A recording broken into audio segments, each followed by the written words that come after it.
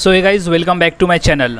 और आज का वीडियो काफ़ी इंपॉर्टेंट होने वाला है क्योंकि आज हम बात करने वाले ऐसे टॉप 30 जीके जो कि गवर्नमेंट एग्ज़ाम में पूछे जा चुके हैं और चांस है कि आने वाले गवर्नमेंट एग्ज़ाम में भी ये क्वेश्चन रिपीट हो सकते हैं। तो सभी क्वेश्चंस के आंसर हमें अच्छी तरह से याद में रख लेना है। अगर ये क्वेश्चन रिपीट होते हैं तो आप इसका सही आंसर दे सको।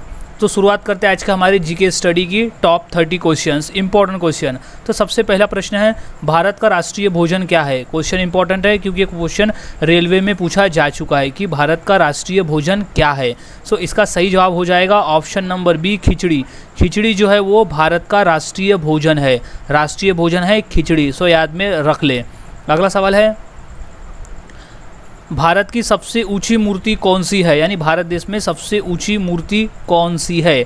सो इसका राइट आंसर हो जाएगा option number C, statue of unity. Statue of unity जो कि सरदार वल्लभ भाई पटेल जी की मूर्ति है जो गुजरात में स्थित है, वो भारत की सबसे ऊंची मूर्ति है जिसे स्टैचू ऑफ यूनिटी कहा जाता है। सो याद में रख ले, स्टैचू ऑफ यूनिटी भारत की सबसे ऊंची मूर्ति है।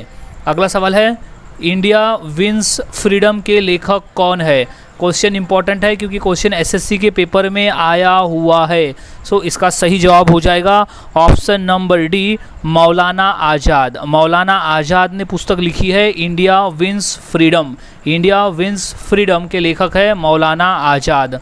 अगला सवाल है, रानी लक्ष्मीबाई का मूल नाम क्या था? क्वेश्चन इंपॉर्टेंट है और ये क्वेश्चन 2 से 3 बार पूछा भी जा चुका है। सो इसका सही जवाब हो जाएगा option number C, Manikarnika. Manikarnika, Rani Lakshmibai का मूल नाम है मणिकर्णिका। इंपॉर्टेंट प्रश्न है, याद में रख ले, मणिकर्णिका रानी लक्ष्मीबाई का मूल नाम था। अगला सवाल है, काला हिरण किस राज्य का राजकीय पशु है? क्वेश्चन यूपी पुलिस के एग्ज़ाम में आया हुआ है कि काला हिरण किस राज्य का राजकीय पशु है। सो इसका सही जवाब हो जाएगा ऑप्शन नंबर सी, अरुणाचल प्रदेश। अरुणाचल प्रदेश का ये राजकीय पशु है काला हिरण। अगला सवाल है, फ्लिपकार्ट किस देश की कंपनी है? क्वेश्चन इंपॉर्टेंट है, आया हुआ है रेलवे के एग्ज़ाम में। सो इसका सही जवाब हो जाएगा ऑप्शन नंबर ए, भारत। भारत देश की कंपनी है फ्लिपकार्ट। फ्लिपकार्ट भारत देश की कंपनी है। अगला सवाल है, सूरजमुखी किस देश का राष्ट्रीय फूल है? क्वेश्चन इंपॉर्टेंट है और ये क्वेश्चन 2 से 3 बार पूछा भी जा चुका है। सो इसका सही जवाब है ऑप्शन नंबर ए, यूक्रेन। ऑप्शन नंबर ए है यूक्रेन।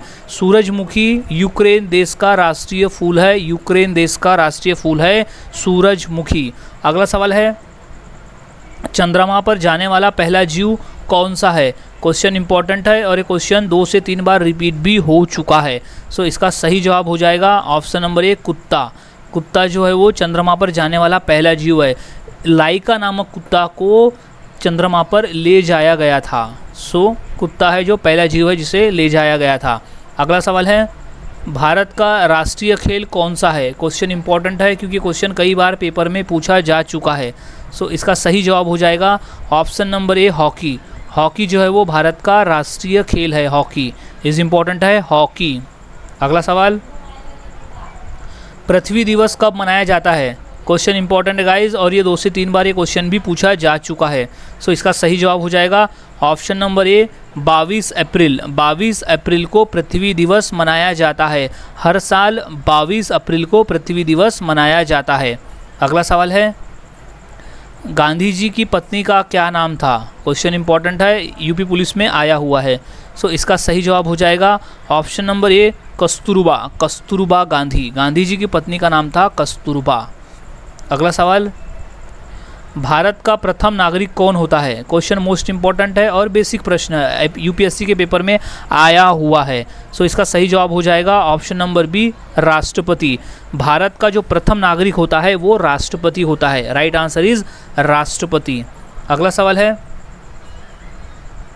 सिखों के अंतिम गुरु कौन थे? क्वेश्चन इंपॉर्टेंट है कि सिखों के अंतिम गुरु कौन थे? सो इसका सही जवाब है ऑप्शन नंबर डी, गुरु गोविंद सिंह जी। गुरु गोविंद सिंह जी सिखों के अंतिम गुरु थे। गुरु गोविंद सिंह जी सिखों के अंतिम गुरु थे, याद रख ले। अगला सवाल है, बांदीपुर राष्ट्रीय उद्यान किस राज्य में स्थित है? क्वेश्चन 2 बार पूछा जा चुका है, सो याद में रख ले। इसका सही जवाब हो जाएगा option number B, Karnataka. Karnataka, Bandipur राष्ट्रीय उद्यान कर्नाटक राज्य में स्थित है। याद रखें, कर्नाटक राज्य में है बांदीपुर राष्ट्रीय उद्यान। अगला सवाल है, पृथ्वी का एकमात्र प्राकृतिक उपग्रह कौन सा है?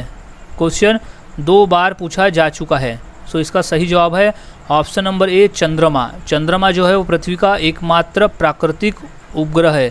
चंद्रमा, चंद्रमा, राइट आंसर इज चंद्रमा। अगला सवाल, इलेक्ट्रॉन के खोजकर्ता कौन है?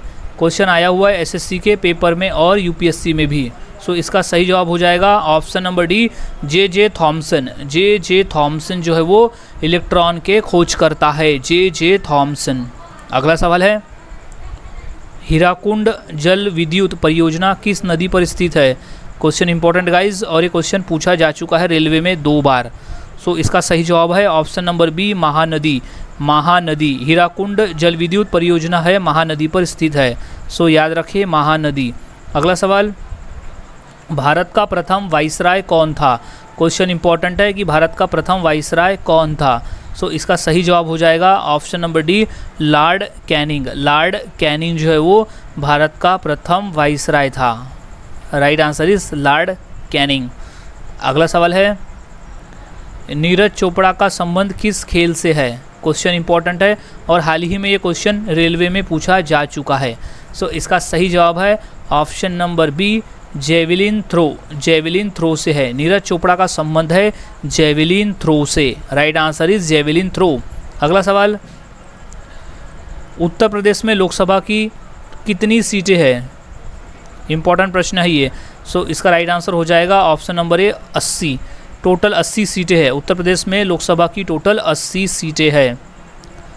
अगला सवाल है, भगवान महावीर जैन का जन्म कहाँ हुआ था?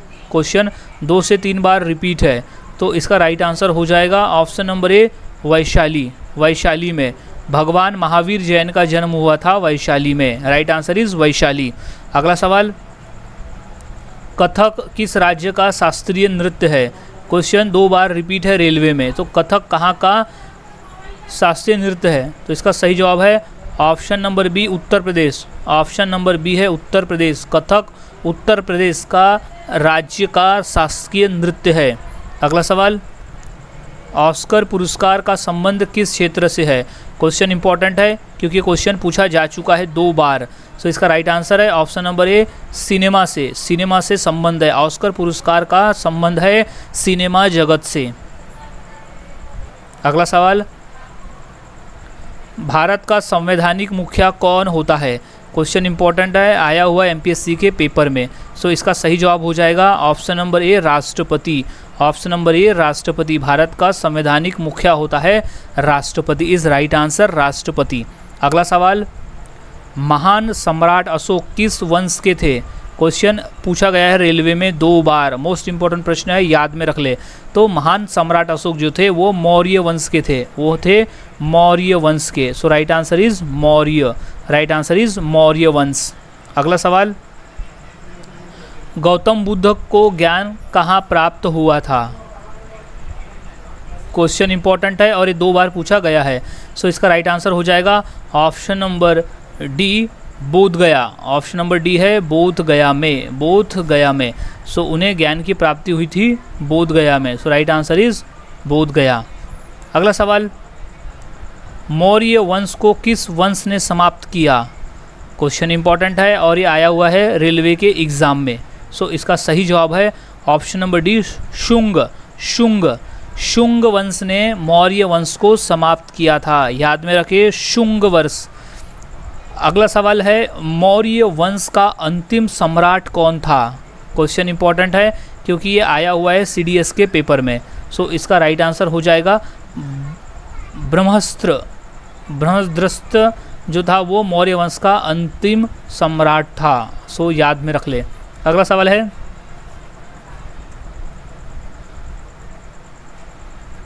राज्यसभा का सभापति कौन होता है? क्वेश्चन इंपॉर्टेंट है और ये क्वेश्चन कई बार रिपीट हो चुका है। सो इसका सही जवाब है ऑप्शन नंबर बी, उपराष्ट्रपति। उपराष्ट्रपति, राज्यसभा का सभापति होता है उपराष्ट्रपति। याद रखिए, उपराष्ट्रपति राज्यसभा का सभापति होता है। अगला सवाल है, बाबर